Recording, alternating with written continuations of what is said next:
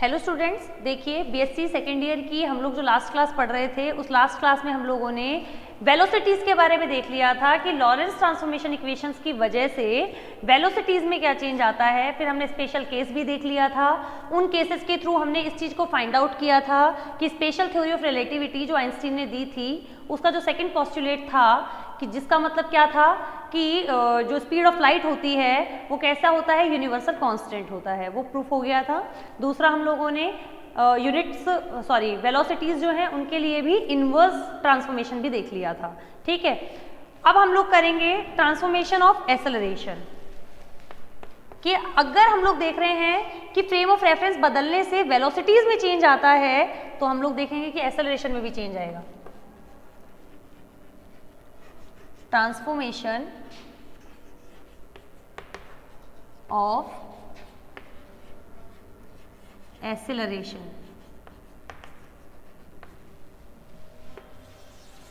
Acceleration क्या होता है?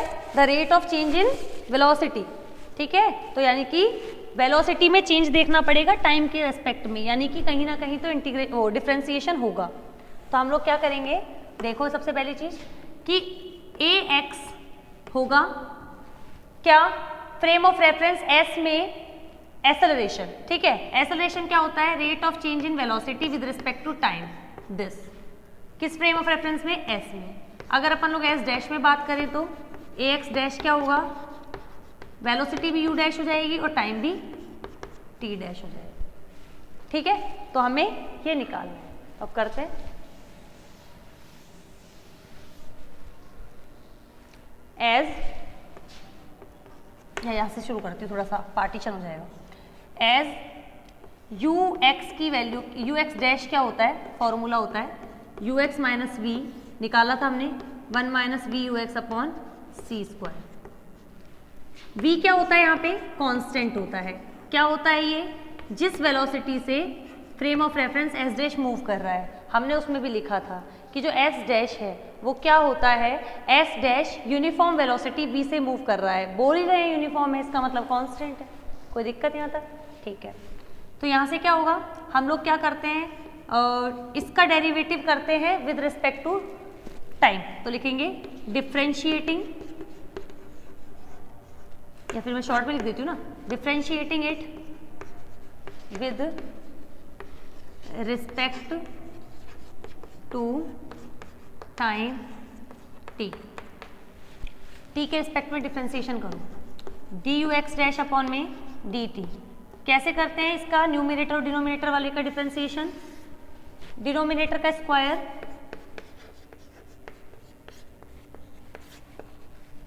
डिनोमिनेटर इनटू न्यूमिनेटर का डिफरेंशिएशन। न्यूमिनेटर का करेंगे तो d u x upon d t, और v तो कांस्टेंट है, कांस्टेंट का 0 हो जाएगा, माइनस फिर न्यूमिनेटर ऐसा कैसा लिखेंगे और डिनोमिनेटर का करेंगे डिफरेंशिएशन 1 का 0 और इसका क्या करेंगे तो माइनस v अपॉन सी square d u x upon d t. Done. अब इसको सॉल्व करते हैं। यहाँ से d u x dash upon d t equals to, वहाँ से क्या करें हम लोग, d u x upon d t ले लेते हैं दोनों में से कॉमन, तो कॉमन लेंगे, d u x upon d t ले लिया कॉमन। यहाँ क्या बचा? 1 minus v u x upon सी square, minus minus plus, v upon सी स्क्वायर को पहले इससे मल्टीप्लाई करो, वी यू एक्स अपॉन सी स्क्वायर, और फिर इसको इससे मल्टीप्लाई करो, minus we square upon C square. नीचे क्या आएगा? 1 minus v u x upon सी स्क्वायर का होल स्क्वायर। ये वाली टर्म इससे कैंसिल हो गई, तो d u x dash upon d t बराबर 1 minus we square upon C square, यहाँ पे 1 minus v u x upon सी स्क्वायर का whole square d u x upon d t. Equation first, क्योंकि अभी हमें ए एक्स डैश की value नहीं मिली है, वो कब मिलेगी? जब यहाँ पे डी यू एक्स डैश है तो यहाँ पर भी डी टी डैश हो। ठीक है, तो वो करना है अभी हमें, अभी यहीं पर छोड़ो, फिर आगे करवाते हैं।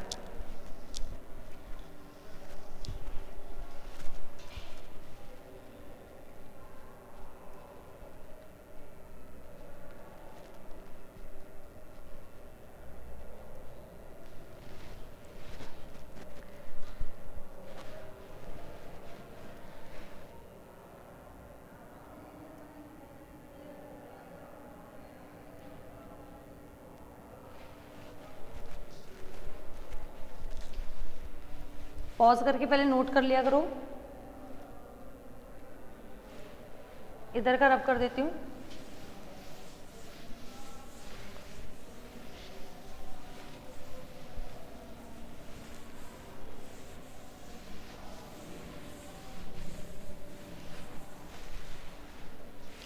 अब हम लोग क्या करेंगे, एज टी डैश की वैल्यू लिखते हैं अपन लोग gamma t minus v x upon सी स्क्वायर।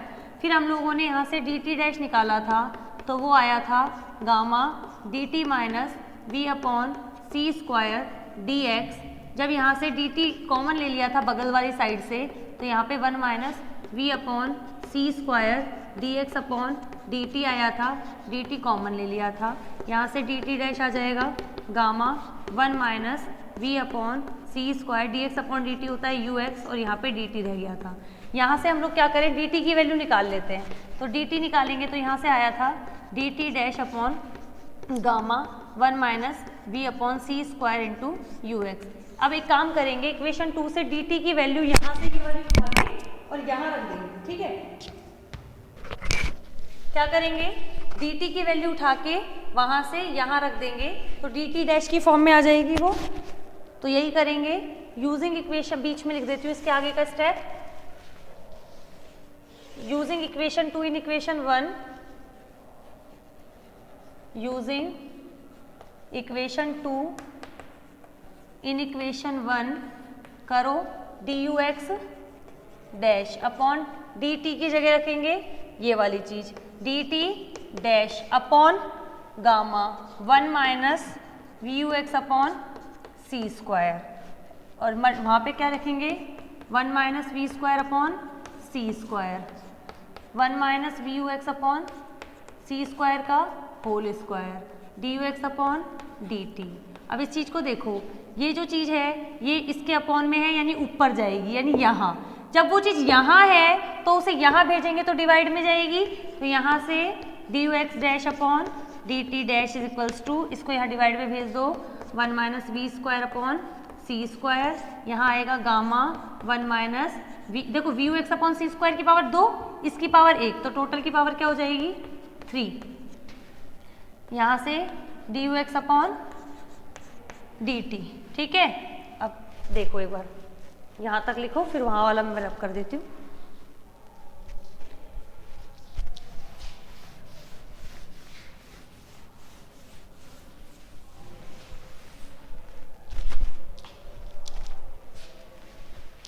गामा की वैल्यू जो होती है वो होती है 1 upon under root 1 minus we square upon C square, हमने निकाली थी लॉरेंस ट्रांसफॉर्मेशन में।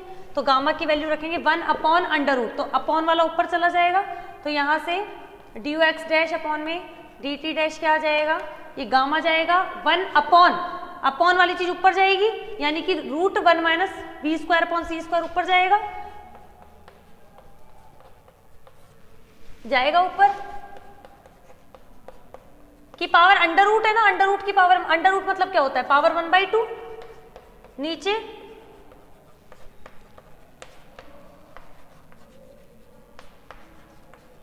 ये क्या है a x dash d u x dash upon d t dash, the rate of change in velocity is equals to acceleration. ये क्या हो जाएगा टोटल मिला के 1 minus we square upon C square की पावर 3/2, यहाँ पे 1 minus v u x upon सी square की पावर 3, यहाँ पे ये ए एक्स, डन। इसका मतलब एक्सेलरेशन कैसे चेंज होगा, इस तरह से चेंज होगा S dash frame of reference में जाने के बाद 1 minus we square upon C square की पावर 3/2 अपॉन में 1 minus v u x upon सी स्क्वायर की पावर 3 ए एक्स, नोट कर लो इसको।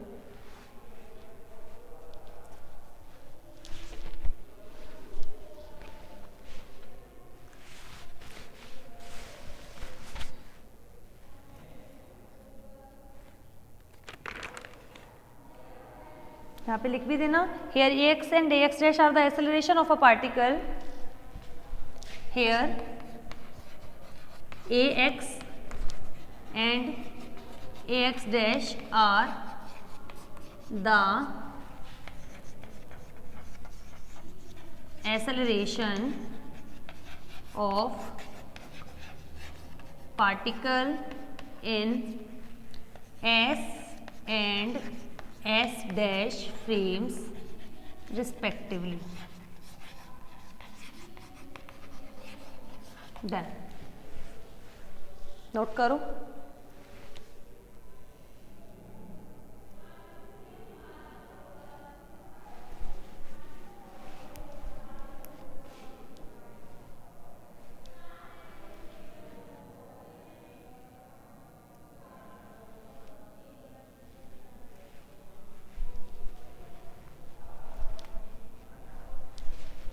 अब नेक्स्ट टॉपिक हम लोग करेंगे लेंथ कॉन्ट्रैक्शन.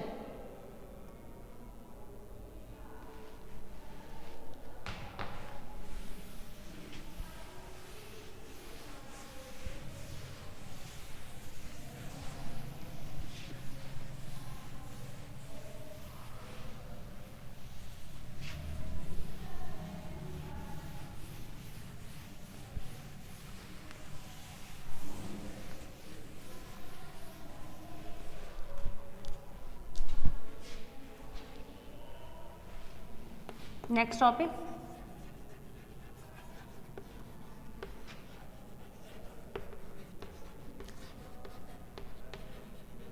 देखिए, इसका फिजिकल मीनिंग समझे अगर अपन, तो जैसे कि मान लो कोई रॉड है मेरे हाथ में, कोई लकड़ी की या किसी भी चीज की, स्टील की रॉड है, ठीक है, उसकी लेंथ मान लो, मैं मान लेती हूँ 2 मीटर या 1 मीटर है, मान लो 1 मीटर है. जैसे मैं इसको किसी चलती हुई चीज पे रख दूं, मान लो ये रॉड को मैंने किसी ट्रक पे रख दिया, ठीक है, अब वो जैसे जैसे ट्रक दूर जाता जाएगा उसकी लेंथ मुझे छोटी होती दिखेगी. जैसे कोई भी चीज हम दूर से देखते हैं, अपन दूर से किसी का घर भी देखते हैं तो भी हमें छोटा दिखता है, जबकि एक्चुअल साइज थोड़ा ना होता है वो उसका.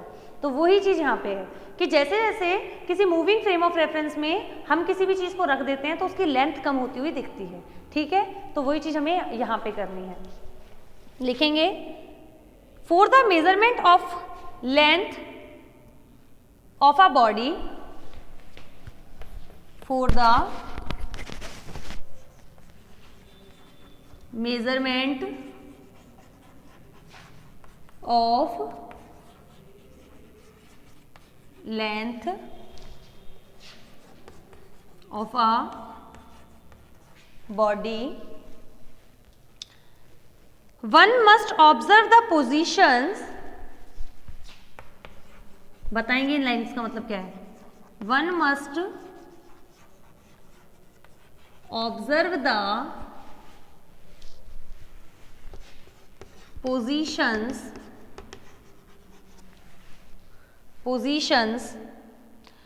of both ends of the body of both ends of the body simultaneously.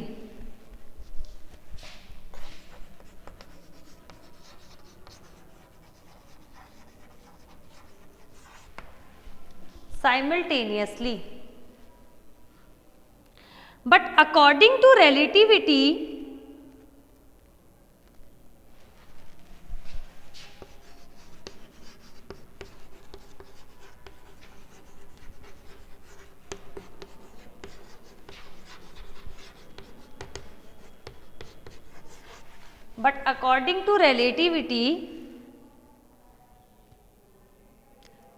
Comma लगा के आगे लिखना, two events which are simultaneous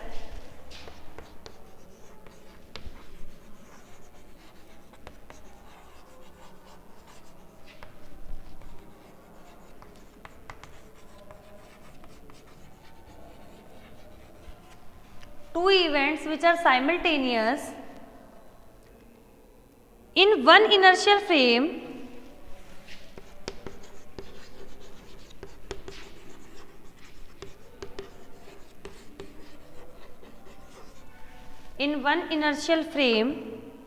may not be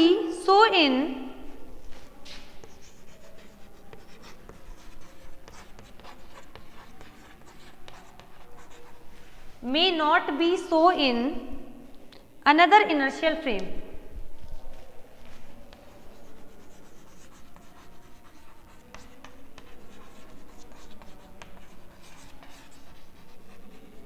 एक बार इसको लिखो, फिर बताती हूँ कि लिखा क्या है, आखिर क्या रामायण लिखी है इसमें।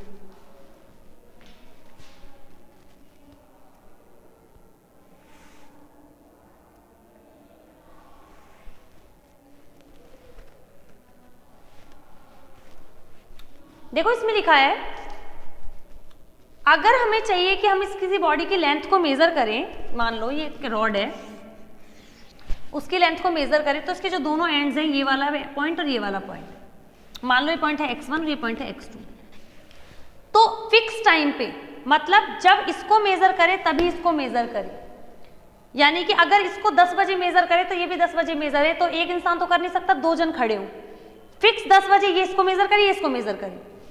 फिर इसने क्या बोला, साइमल्टेनियस का मतलब फिक्स टाइम पे दोनों का सेम टाइम हो, but according to relativity two events which are simultaneous in one inertial frame of reference may not be in another inertial frame. क्या बोल रहा है ये कि रिलेटिविटी के अकॉर्डिंग अगर दो चीजें, मान लो जैसे हम इन एंड्स को मेजर कर रहे थे, ये एक फ्रेम ऑफ रेफरेंस में जो रिजल्ट दे रही हैं वो दूसरे फ्रेम ऑफ रेफरेंस में जाते ही रिजल्ट बदल देगी, क्योंकि वो दूसरा फ्रेम ऑफ रेफरेंस मूव कर रहा है। यानी कि मतलब ये है कि अगर इसके दो एंड्स मान लो 10 बजे नापे गए तो जरूरी नहीं है कि अगला जो फ्रेम ऑफ रेफरेंस है उसमें भी इसके दोनों एंड्स 10 बजे ही मेजर किए जाएं। टाइम ऊपर नीचे हो जाता है, लेंथ ऊपर नीचे हो जाती है। जैसे कि हम लोग जो रॉड यहाँ देख रहे हैं उसकी लेंथ 1 मीटर है, आगे मूव करेगी वो छोटी होती हुई हमें दिखाई देगी। पैराग्राफ बदल के लिखना इसी के आगे।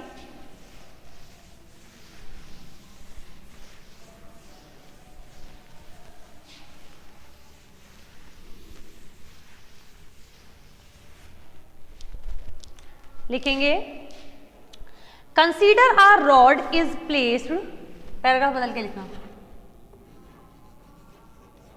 Consider a rod is placed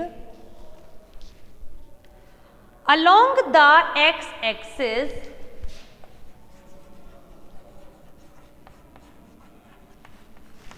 इसका मतलब ऐसे रॉड रखी हुई है, ऐसे एक्स एक्सिस के along the x axis and it is moving in and it is moving in the x direction, यानी ऐसे रॉड है, ऐसे ही रखी हुई है और ऐसे ही मूव कर रही है इसी डायरेक्शन में with a velocity v।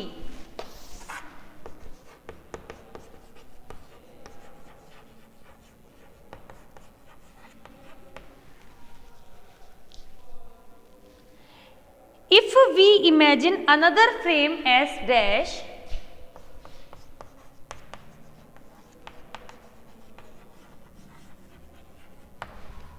if we imagine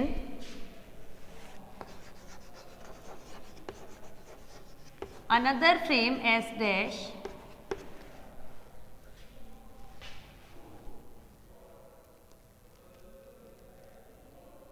ये वाला जो काम है ना, एक चीज ध्यान रखना, चलो लिख लो पहले एक बार।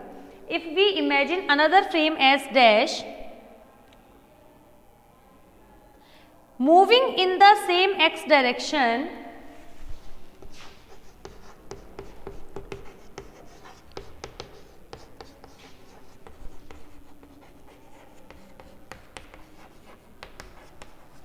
moving in the same x dash direction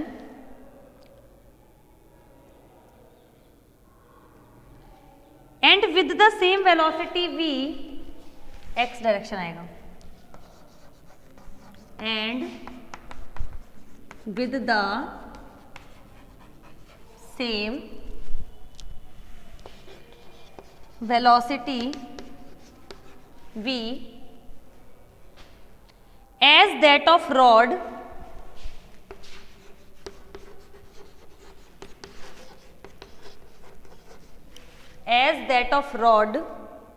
relative to frame S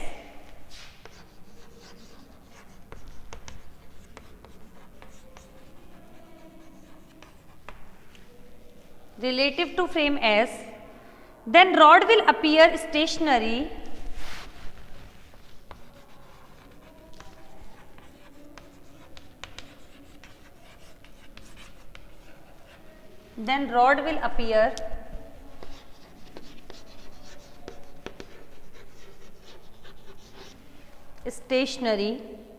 in frame S dash। पहले एक बार लिखो फिर बताते हैं कि इसमें क्या लिखा हुआ है।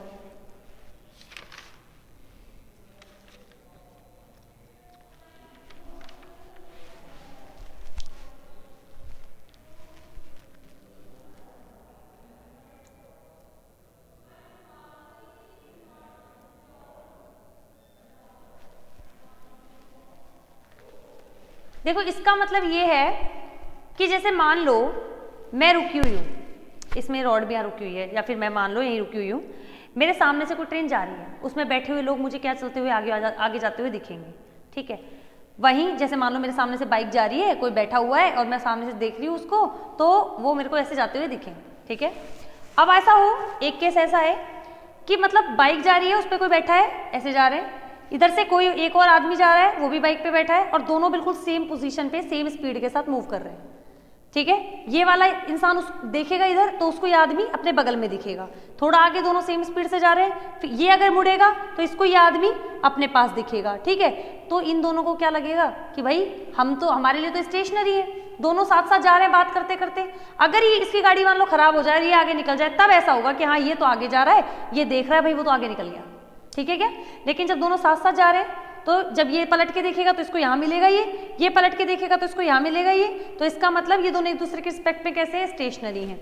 वही चीज यहाँ पे है कि ना रॉड जो है वो मूव कर रही है, ठीक है। अगर एस फ्रेम के रिस्पेक्ट में देखे तो रॉड मूव कर रही है, लेकिन एस डैश के रिस्पेक्ट में देखे तो रॉड मूव नहीं कर रही है, क्योंकि एस डैश भी वी वेलोसिटी से ही मूव कर रहा है, रॉड भी वी वेलोसिटी से ही मूव कर रही है।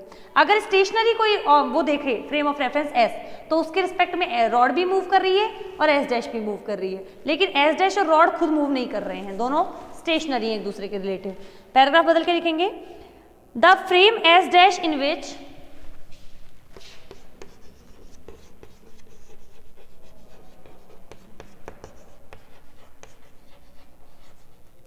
the frame S dash in which the rod appears at rest,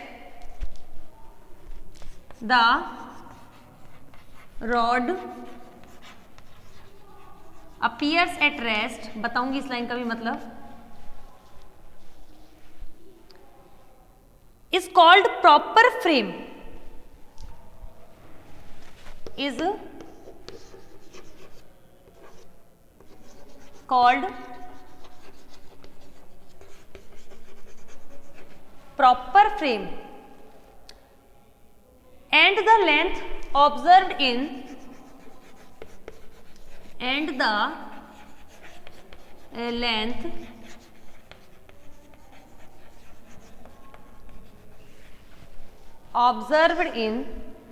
this frame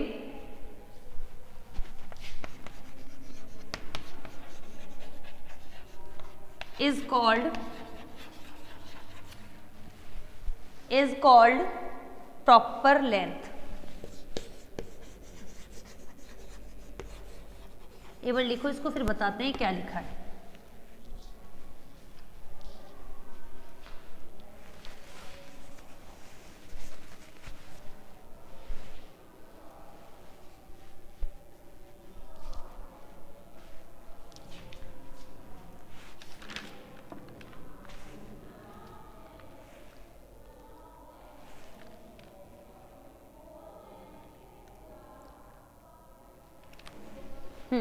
इसका मतलब ये है कि जो मैं एस रुका हुआ है वो देख रहा है कि रॉड जा रही है और जो एस डैश फ्रेम है वो भी जा रहा है, ठीक है।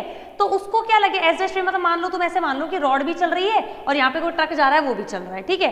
तो ट्रक जो है उसको तो रॉड दिख रही है, रॉड को ट्रक दिख रहा है, ठीक है, देख नहीं रहे मतलब समझ लो। तो ये दोनों तो एक दूसरे के लिए स्टेशनरी हो गए। तो ये रॉड जो है वो एस के रिस्पेक्ट में तो चल रही है, तो अगर मैं इसकी लेंथ मेजर भी करूंगी तो नहीं कर पाऊंगी, क्योंकि दूर जाती जाएगी, छोटी होती जाएगी। इसकी प्रॉपर लेंथ तब मेजर होगी जब इसे स्टेशनरी करके रोक के इसको नापा जाए, ठीक है। तो एस के रिस्पेक्ट में तो ये मूव कर रही है, तो ये इसका प्रॉपर फ्रेम ऑफ रेफरेंस नहीं है। जिसके रिस्पेक्ट में ये स्टेशनरी है, जैसे मान लो ट्रक जा रहा है, यहाँ पे ये भी जा रही है, तो ये इसके लिए स्टेशनरी फ्रेम ऑफ रेफरेंस है। जिसके रिस्पेक्ट में ये रुकी हुई है तो वो इसके लिए क्या कहलाएगा, प्रॉपर फ्रेम। और इस प्रॉपर फ्रेम में जो लेंथ मेजर करी जाएगी, जो कि उसकी सही लेंथ होगी, वो होगी प्रॉपर लेंथ, जिसको हम लोग डिनोट करेंगे एल नॉट से। फिर हम देखेंगे कि हम जो रुका हुआ फ्रेम ऑफ रेफरेंस है, यानी मैं जैसे रुकी हुई तो मुझे जो रॉड दिखेगी वो कितनी छोटी होती हुई दिखेगी। तो आगे लिखेंगे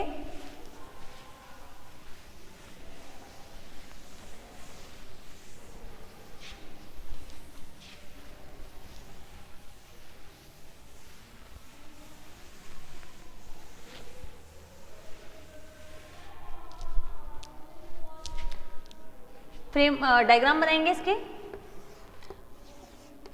दो फ्रेम ऑफ रेफरेंस है, ये वाला है एस डैश, दूसरा वाला बना लेते हैं हम लोग एस। ये ओ डैश, ये ओ, ये एक्स, ये वाई, ये z, x dash, y dash, z dash. ठीक है, इसमें ये रॉड रखी हुई है, रॉड भी मूव कर रही थी v वेलोसिटी से और ये भी मूव कर रहा था v वेलोसिटी से, तो ये दोनों एक दूसरे के रिस्पेक्ट में स्टेशनरी हो गए। ये इसकी प्रॉपर लेंथ हो गई एल नॉट, और ये वाला फ्रेम ऑफ रेफरेंस कौन सा है, प्रॉपर फ्रेम। यहाँ इसकी लेंथ मेजर करी, यहाँ है x1 डैश और ये है x2 डैश, कॉर्नर्स हैं इसके, एंड्स मेजर करें, x1 डैश और ये x2 डैश। यहाँ पे बात करें तो ये जो रॉड है ये हमें छोटी होती हुई दिखेगी, देखेंगे अभी आप कितनी छोटी होती हुई दिखेगी। और यहाँ पे मेजर करी ये x1 और यहाँ पे x2। अब हमें इसमें बात करनी है, एल लेंथ निकालनी है हमें कि ये इसको कितनी छोटी होती हुई दिखेगी। ठीक है, डायग्राम बना लो। ये वाला हमारा कहलाता है प्रॉपर फ्रेम, ये वाला हमारा कहलाता है लैब फ्रेम, जिसके लिए हमें आंसर निकालना है। नोट कर लो।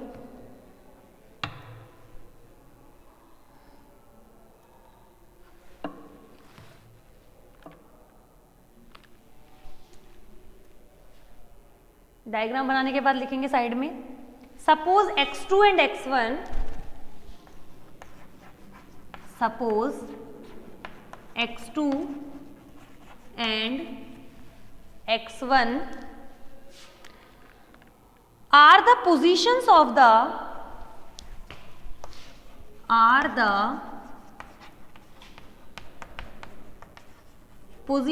of the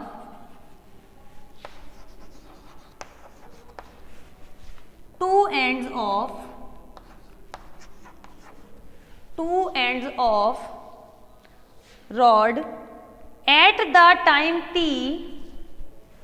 of the rod at the time t in S frame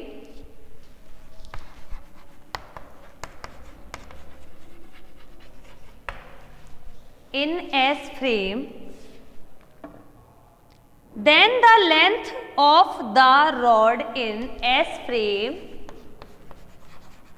then the length of the rod in S frame।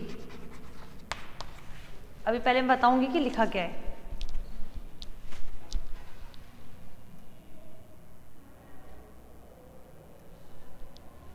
देखो इसमें क्या लिखा है, इसने माना है x2 और x1 ये जो रॉड है इसके दोनों एंड्स पॉइंट्स की पोजीशन है। ठीक है, किसमें, एस फ्रेम में। तो लेंथ क्या होगी इसकी, l कितनी होगी, यहां से यहां तक x2 है, उसमें से x1 माइनस कर दें, x2 माइनस x1, इक्वेशन 1।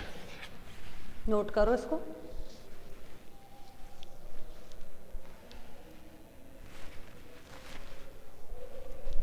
अगले में हम लोग लिखेंगे x1 डैश और x2 डैश s डैश में है, तो मैं डायग्राम तो मिटा देती हूँ, डायग्राम का काम तो हो गया।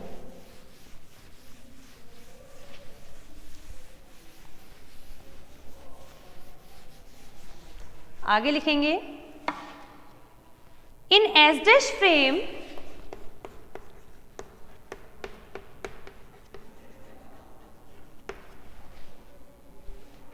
if the positions of two ends of the rod, if the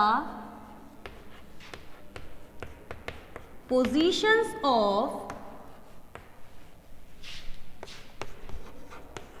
two ends of the rod are x2 dash and x1 dash, are x2 dash and x1 dash, then the proper length of the rod, then the proper length of the rod, क्योंकि S dash frame of reference जो है उसका proper frame of reference है, तो L naught उसकी proper length थी, वो क्या हो जाएगी x2 dash minus x1 dash. Equation second note करो।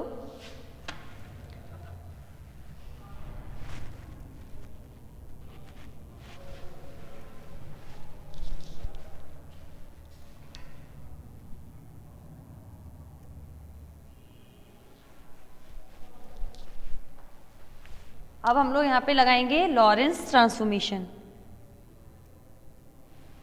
टाइम फिक्स ही रखना है, क्योंकि जब हम पोजीशंस मेजर करें तो पहले ही बता दिया टाइम फिक्स होना चाहिए। इस पर भी टाइम टी है और यहाँ पर भी if the positions of two ends of the rod at time T लिख लेना चाहिए, यहाँ पे भी at time T, time fix same ही रहेगा। दोनों जब उस पर मेजर करें तभी इस पर, टाइम नहीं वेरी करना चाहिए, ठीक है। क्योंकि अगर टाइम बदल गया ना तो दिक्कत हो जाएगी, क्योंकि ये वो वाला तरीका नहीं है न्यूटन वाला जब उसने कहा कि टाइम तो सेम ही रहता है, ऐसा नहीं है। यहाँ पे टाइम बदली होता है, अगर टाइम बदल गया तो पोजीशंस भी बदल जाएंगी। तो अगर पोजीशन मेजर करो तो टाइम सेम रखो, टाइम मेजर करो तो पोजीशन सेम रखो। फिर आगे लिखेंगे from Lorentz transformation equations, x2 dash की वैल्यू होगी, x की वैल्यू होती है x डैश की value gamma x minus v T, तो x2 डैश की gamma x2 minus v T 2, ठीक है। और x1 डैश की वैल्यू हो जाएगी gamma x1 minus v T 1। Equation, और अपन को एक चीज पता है कि टाइम दोनों का सेम है, तो यहाँ लिख देंगे gamma x2 minus v T और यहाँ पर भी gamma x1 minus v T. Equation 2, equation 3 इन दोनों को मिला के दे देते हैं। यहाँ साइड में लिख लेना T1 और T2 जो है वो तो क्या है, T है। नोट करो इनको। इक्वेशन 3 का यूज कर लेंगे हम लोग इक्वेशन 2 में। साइड वाला रब कर देती हूँ।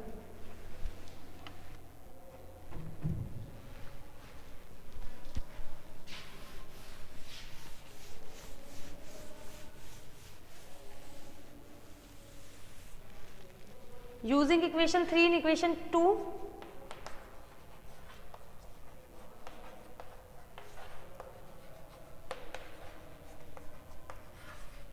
इक्वेशन 3 का इक्वेशन 2 में यूज करो तो L नॉट क्या हो जाएगा, x2 डैश की value gamma x2 minus v t minus gamma x1 minus v t, open किया L not is equals to gamma x2 minus gamma v t minus gamma x1 plus gamma v t. Gamma v t से gamma v t cancel, यहाँ से gamma common लिया x2 minus x1।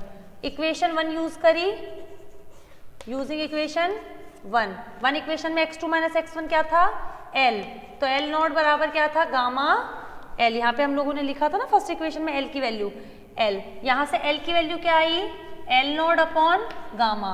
Gamma की value क्या होती है, 1 upon under root 1 minus we square upon C square. तो L की वैल्यू क्या आ गई, ऊपर गया ये L not under root 1 minus we square upon C square.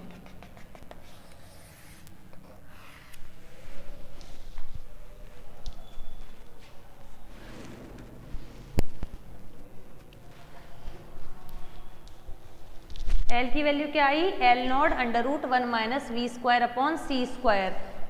एक बार लिख लो पहले, फिर इसको थोड़ा सा समझा देती हूँ।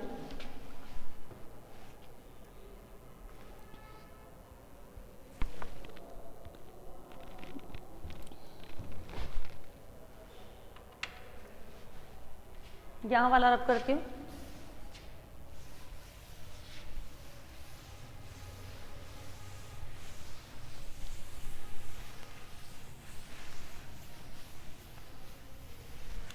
इसका मतलब देखिए जो गामा होता है इसकी वैल्यू होती है 1/√1 minus we square upon C square. देखो c जो है वेलोसिटी ऑफ लाइट v से हमेशा ज़्यादा होती है, यानी ये वाला पार्ट जो है वो कम होता है, ठीक है। अब 1 में से कोई चीज़ कम घटेगी तो इसकी वैल्यू ज़्यादा आएगी और इसकी वैल्यू ज़्यादा आने पर गामा की वैल्यू लेस देन 1 आएगी।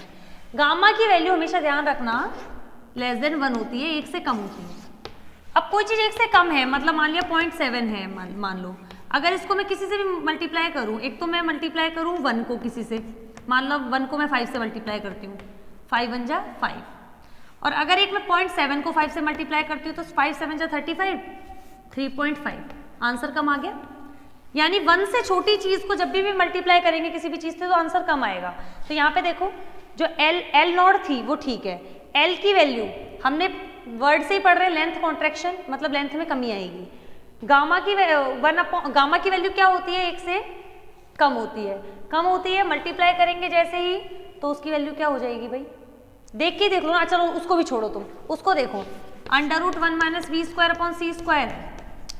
सी की वैल्यू क्या है, ज्यादा है तो ये वैल्यू कम होगी।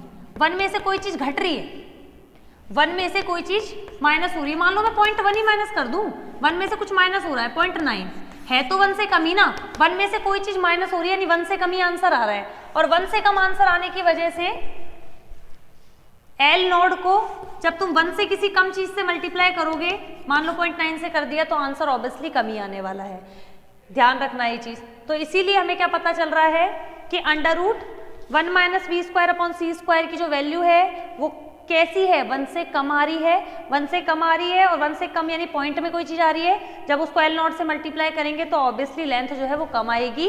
इसीलिए इसमें जो हम तो वर्ड बोल रहे हैं लेंथ कॉन्ट्रैक्शन, यानी कि अगर एक मूविंग फ्रेम ऑफ रेफरेंस में कोई रॉड रखी हुई है तो उसकी लेंथ क्या हो जाएगी, कम हो जाएगी। यानी कि मान लो अगर अपन कोई घर बड़ा सा दिख रहा है, वो जितना हमसे दूर जाता जाएगा वो हमें उतना ही छोटा दिखता जाएगा। बस ये ध्यान रखना है कि ये जो है जिस वेलोसिटी में मूव करे उसी में, जैसे कि मान लो जिस डायरेक्शन में मूव करे, मान लो रॉड ये रही, अब ये रॉड है ना, अगर इस डायरेक्शन में जा रही है ना, मतलब x डायरेक्शन में ये खुद है, इसी में जा रही है ना, तो इसकी लेंथ इसी डायरेक्शन में कम होगी। देखो ये वाली जो चीज है ना, ये यहीं से छोटी होती हुई दिखेगी, समझ रहे हो।